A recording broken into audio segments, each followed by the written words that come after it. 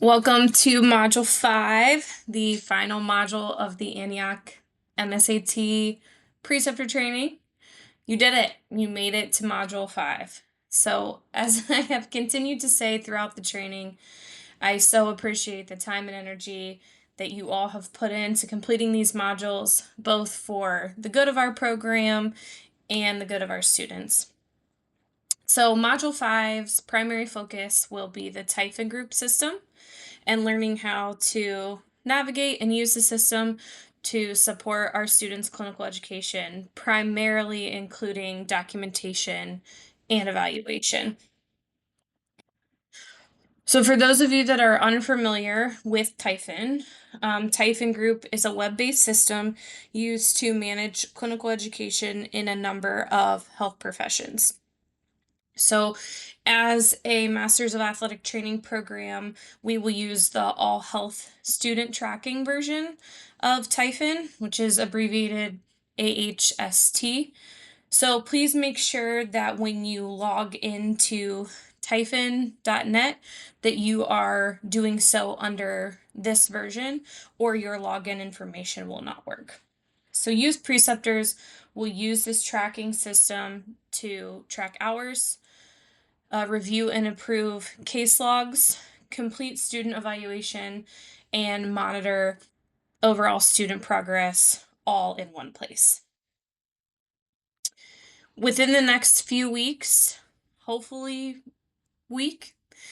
by the time that you're doing this training module, you will receive an email that will have login details and a temporary password from the Typhon group system.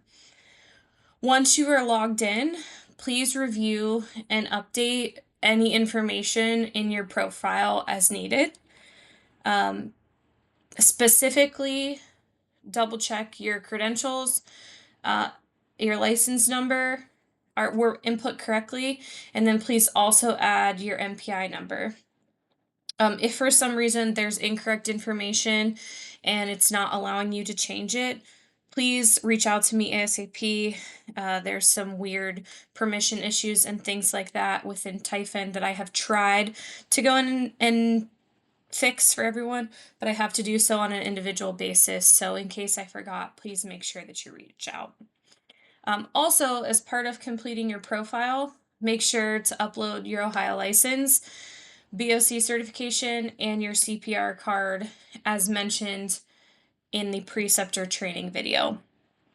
Like I had said in Module 3, I believe, if it's too much of a challenge for you to upload those types of things, please send me the information and I will get it uploaded for you, but that is information that needs to be housed within your account on Typhon. So over the next several slides, we're going to review the true meat and potatoes of the Typhon system and how it will be used within our program. First thing that your student will be instructed to do within Typhon is to log their time logs. So if the name didn't give it away, time logs are what are used to track student clinical hours. So you will find the link to any pending time logs under student data and reports. So these time logs that your students input can either be approved in bulk or individually. And then you as the preceptor can go in and add comments to the log that you selected if needed. And then you will be able to approve or deny the time log that has been input. And although it sounds simple, I feel like we should start off by talking about the need to always click Save Data when you're finished to confirm the changes, and this will always be a green button at the bottom of the page. So, for example, if for some reason your student tries to input a time log that you believe is incorrect, you can comment on that, and then they will receive a notification that you commented on it, and then you can either leave it as pending or you can go ahead and mark it as not approved, and they will have to go in and adjust the log as needed. The next thing that your students will be asked to input are case logs, and case logs are used to document patient encounters and any time that a student has interaction with the patient. So, just as you do with the time logs, you will be asked to review and approve all case logs where the student has listed you as the preceptor. So, the list that's on the slide here are the things that are required to be included in the student's case log when it's input into the system. If the student is missing any of this information in their case log, please do not approve the log until all the information is detailed. One, because it allows them to have good practice, but two, it also helps us when we run reports within the system. So within the case log setting per se, students will also have the option to link documents to their case log. So this could include things like SOAP notes, progress notes, any notes from a physician, rehab logs, etc. But please, please, please encourage your student to type their initial SOAP note for the patient directly into the case log section, which if you pull up a case log, you will see. I didn't provide any specific graphics in this PowerPoint just to save time. But if you guys log into your Preceptor account, there's a fact page that you can get on that would provide you with kind of the screenshots so you can see what your student is seeing on their end. Again, please encourage them to include as much additional documentation as possible. We just want to really make sure that that initial SOAP note, that initial evaluation is uploaded directly to the patient case log profile page. Um, and then, as with the time logs, you can review pending case logs under the student data and reports tab. So that's going to be probably your most accessed tab within Typhon. So there's a couple different ways to go about approving these case logs, but if you click specifically on the case ID number, it will let you view the entire case log that the patient put in and comment on individual entries, whether you have feedback on their note or maybe you have feedback on their evaluation. That's where you would put this information. And then again, the student will be able to see that you commented on it and be able to read those comments.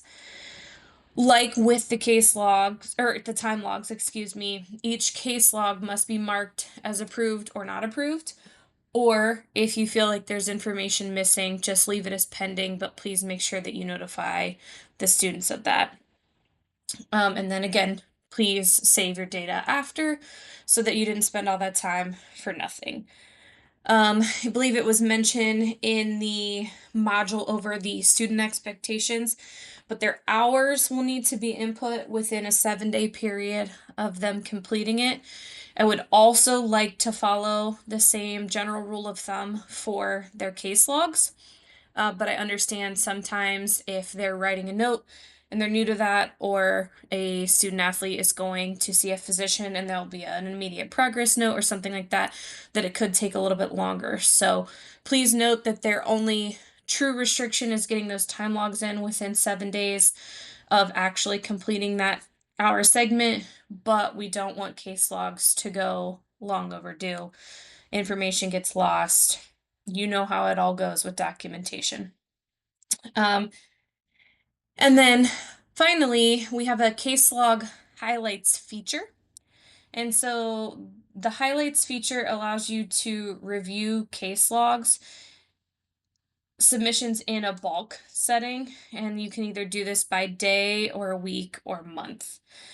So if you choose to look at just the highlights section rather than the actual case log itself, you will only get a snapshot of the student's activity, but you will not see all of the full details of the actual case log. So if it's something that's a new patient encounter, essentially, I really strongly encourage you to open the case log and review all the information that your student put in there. But if it's a patient that they're continuing to see, the highlights section might be a good place for you to just look and make sure that they're progressing with that student athlete as you have instructed them to do so. So, again, as a reminder to see the full clinical notes or any documents that they uploaded in regards to a patient encounter or a patient case log, you must access the full log using the case ID feature. So those are the big things that we're going to ask our students to input. I ask very much as it's going to be for you. It's very much going to be a trial and error thing for them as we navigate through this new system this fall. So we're all starting from ground zero. So if you have feedback on the system or the way things are being input by the students, please do not hesitate to let me know because we can only go up from here. I'm looking to make this a system that is as functional as possible for both you and the students and makes things significantly easy and much less of a burden for you as preceptors. So again, as mentioned in the program standards module, part of our standards will be that the preceptor is expected to complete both a midterm and a final semester evaluation for each student that they're supervising. So the evaluations will be completed directly in Typhon. They'll be all electronic. These evaluations will primarily assess the students' clinical skills, their professionalism, and their overall growth throughout the semester. So once the evaluations have been released, you will find them housed under the evaluations and survey tab in that Typhon profile. And a feature that I personally like is if you're curious about your previous evaluations and responses, those can be accessed under the My Evaluations page under the Evaluations and Surveys tabs. So I do encourage you to look at these between your evaluation periods just so you can do some general comparison and provide good feedback continuity to your students.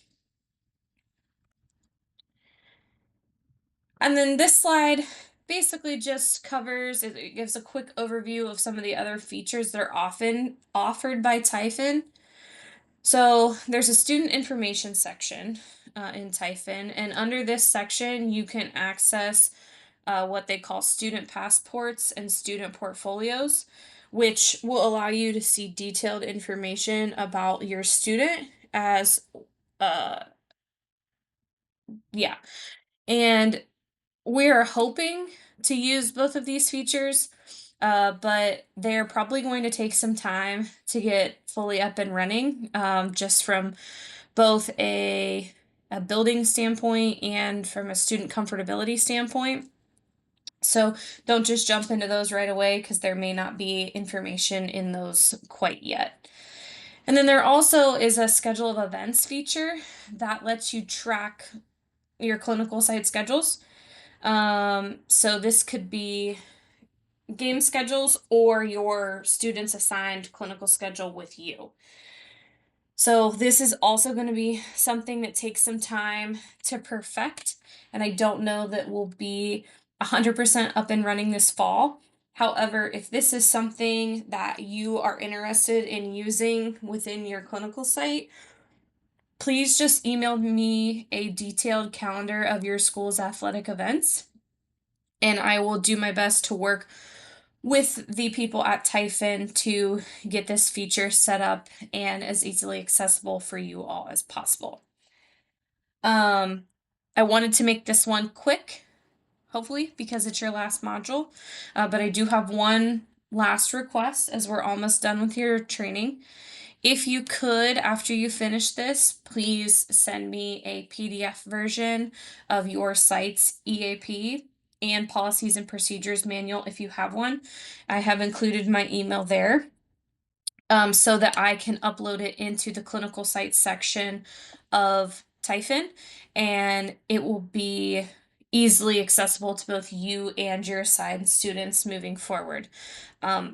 As I mentioned, with any student requirements, if there's any other documentation that you would like uploaded and attached to your clinical site profile directly, please do not hesitate to send that as well, and we will get all of that uploaded into the system. So, surprise, as with all the other modules, in order to get credit for Module 5, you must take the quiz to help reinforce all the key takeaways that have just been shared with you. Um, but once you complete that Module 5 quiz, I owe you a huge congratulations because you have officially completed the 2025-2026 Antioch MSAT Preceptor training. So thank you again for your partnership in both training the next generation of athletic trainers and just being willing to provide that extra time and commitment to doing this. Your role is incredibly valuable, and we could not do this without you. As I mentioned briefly in Module 4, I am expecting my first little one in about 2 weeks' time, probably less by the time that you listen to this module. So please bear with me as I navigate being a first time mom. But with that being said, if you have any questions about Typhon specifically, or anything that we address throughout these modules, or things that you feel like potentially were not covered throughout the training, please make sure to reach out. You all know where to find me, and I'm very, very excited to get this year started. So thank you again, and congratulations, you are finished.